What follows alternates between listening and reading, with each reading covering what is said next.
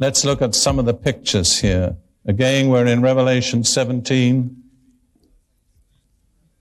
and we read verse 2,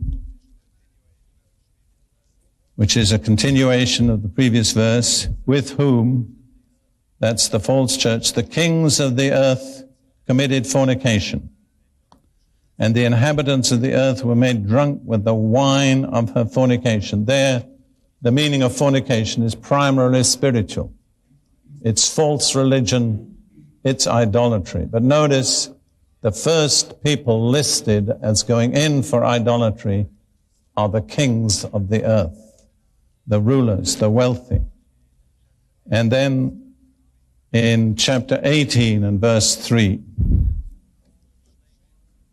says, for all the nations have drunk of the wine of the wrath of her fornication, her false teaching, which brings the wrath of God and leads people into spiritual fornication. The kings of the earth have committed fornication with her, and the merchants of the earth have become rich through the abundance of her luxury. So again, the emphasis is on the kings and the wealthy. And in a certain sense, relating to her is a means to achieving wealth. It's interesting in the book of Revelation how much emphasis there is on merchants. It seems that the main wealth is in the hands of the merchants. And as someone that has been away from the continent of Europe for a good many years and come back, I'm impressed how business has become the number one issue. And everything else is secondary to business. What political motivation could not do, business motivation seems to be doing. In other words, uniting the nations of Europe. And if you read through Revelation, you'll see again and again there's a picture of the merchants who are supporters of this organization because it's a source of wealth to them. Now, the wealth is not wicked. Wealth comes ultimately from God. But the pursuit of wealth by religious means, in my observation, usually lands you in trouble. And I think there's a very celebrated, publicized case of a radio evangelist. It's just been in our papers. That is a very vivid example of the danger of using the gospel, or the so-called gospel, as a means of gaining wealth, personally. I have to say the so-called gospel, because I'm not going to name any organization, but I think all of you know the one I'm speaking about. Ruth and I were invited to appear on that program about 2 or 3 years ago, just before Christmas. Longer than that? And anyhow, 4 years ago, let's say. We were on theoretically, the main participants for 2 hours.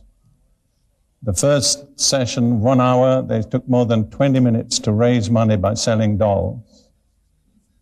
And I had just about 11 minutes. The second session, I had a little bit more. Theoretically, this was a celebration of Christmas. And there was no reason to suspect any of the things that suddenly came to light. But I said to Ruth, we will never come back here, because these people are misleading millions of people as to the real nature of Christianity. They're giving them a totally false picture of what it is to be a Christian. And I don't pick on that particular individual. I pray God will have mercy on him. Maybe he has to take a hard road to the mercy of God. But I use it as a lesson for myself.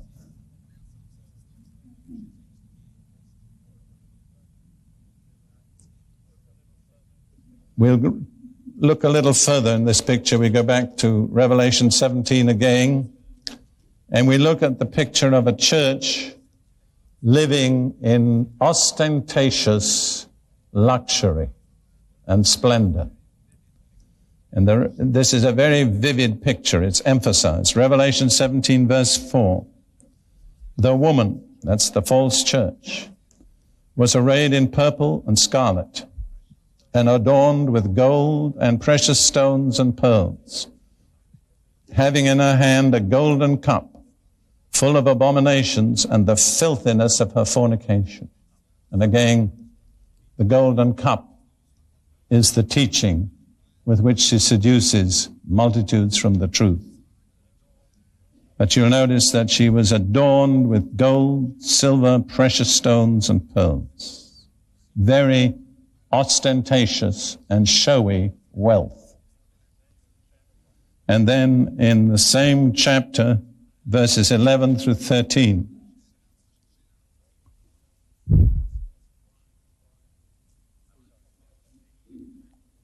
I'm sorry, chapter 18,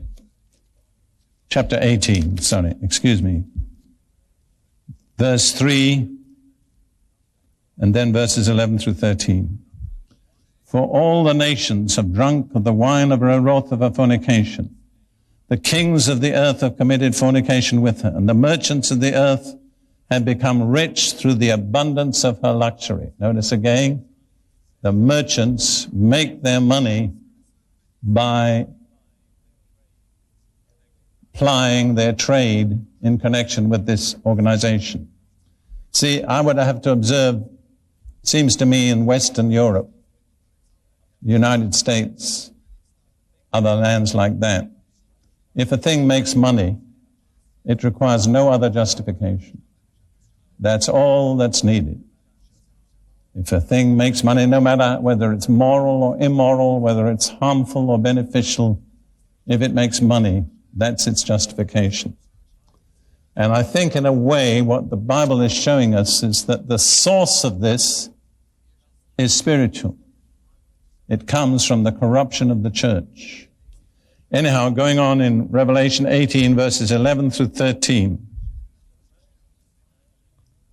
And the merchants of the earth weep and mourn over her. This is at her destruction. For no one buys their merchandise anymore once this organization has been destroyed. Merchandise of gold and silver, precious stones and pearls, fine linen and purple, silk and scarlet, every kind of citron wood, every kind of object of ivory, every kind of object of most precious wood, bronze, iron and marble, and cinnamon and incense, fragrant oil and frankincense, wine and oil, fine flour and wheat, cattle and sheep, horses and chariots, and bodies and souls of men. There again, it's a picture of a church that entices with tremendous lavish display, with tremendous ornamentation, with very magnificent buildings and architecture. See, as I read this, something in me says it all appeals to the soul, but not to the spirit. Its whole drawing power is directed to the human soul, but it doesn't touch the human spirit.